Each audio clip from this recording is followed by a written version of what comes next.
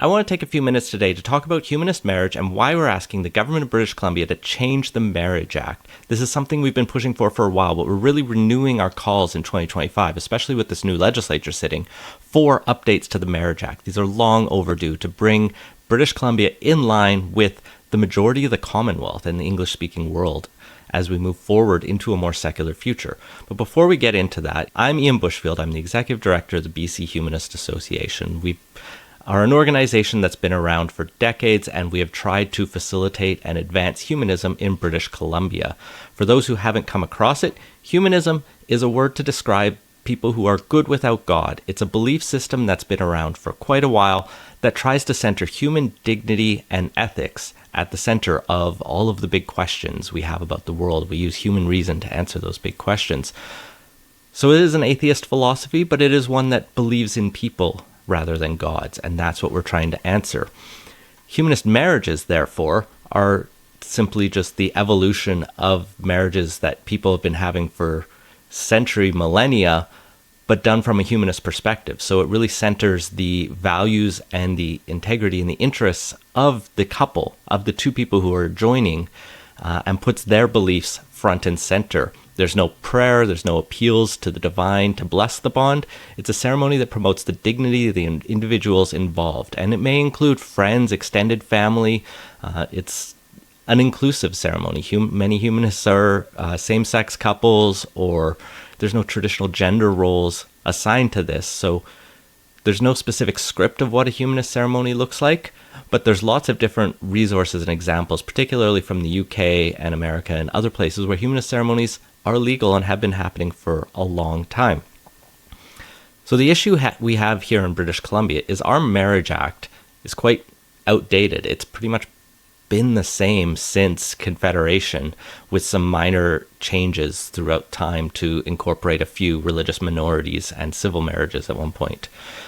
You can perform a marriage in BC if you are a religious representative or a civil marriage commissioner. So religions can perform their own marriages, but they have to get registered with the government of BC, and the government has their own internal test for what qualifies as a religion. We've asked, as the BC Humanist Association, can we be a religion? Because we're kind of like that, and that's a longer debate we could have. And ultimately they said, no, we don't believe in a God, and therefore we're not a religious body. We are an alternative to religion, as it says in our Constitution and founding documents. So the government has allowed Scientologists to perform marriages. It's allowed a thing called the Canadian International Metaphysical Ministry to appoint religious representatives, as well as Zen Buddhists, Catholics, imams, Jewish leaders, and just many more traditional religions. Some of those, like Zen Buddhists, don't believe in a God, but they get kind of squeezed in there. But they've denied us. The other way to perform a marriage is to apply to be a marriage officiant or a marriage commissioner. These are people appointed by the BC government with very strict rules about who can be a marriage commissioner. You have to be semi-retired, your fees are fixed, and you have certain lines you have to include in your ceremony that are not part of the religious representative marriages. They can just do ceremonies to their own description. So we have been calling for changes to the Marriage Act. There's different ways we could change it. Some people want to just get rid of the legal solemnization and just have it be a licensing situation, like applying for a driver's license or any other contract. Others in Scotland, for example, changed its Marriage Act to include belief systems as able to register and perform marriages. And that's a pretty tempting option to go forward with. Across the world, there are other options. Some provinces actually allow temporary registration of marriage officiants. So you could just go and get licensed to perform a wedding for your friends. That could kind of work, although it still puts humanists in a different realm than religious organizations. Scotland is a particularly interesting example because the Scottish humanists have been so successful at performing weddings and promoting humanism through weddings there that humanist marriages are the most common marriage that isn't a civil ceremony in Scotland. It's outpaced the Church of Scotland.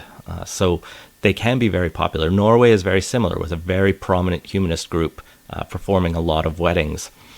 Ultimately, we know a lot of couples are fine just having a marriage commissioner, or they're even fine having a religious representative who's inclusive and willing to just perform the ceremony. But we do have a lot of people who reach out to our organization and say, I would like somebody who shares my values to stand and perform the most meaningful ceremony I'm going to have in my life.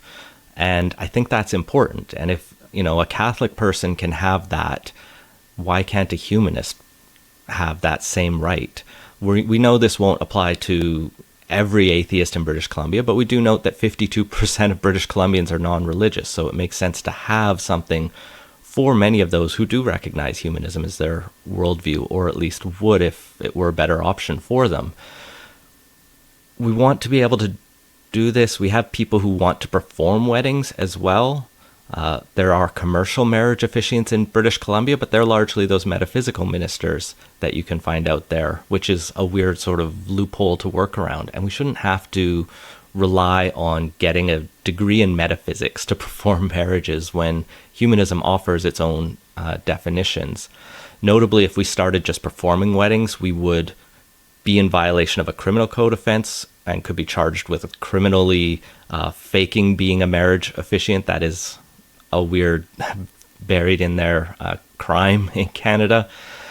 And so we're pushing forward for this. We've tried a couple times in the past, as I mentioned, to ask the government of BC to recognize humanist marriages, and the ministers always passed us to the bureaucrats, and the bureaucrats have rejected us. The bureaucrats have changed in recent years. There's a new head of vital statistics, and the health minister is a new person, Josie Osborne. So we're asking everyone in BC who supports our cause to write to your MLA and ask them to bring forward amendments to the Marriage Act. We're also going to be writing to the Minister of Health, asking her to bring forward amendments, hopefully in the next year or two in the legislature, and we'll continue to push this issue that has been lingering and represents such a big opportunity.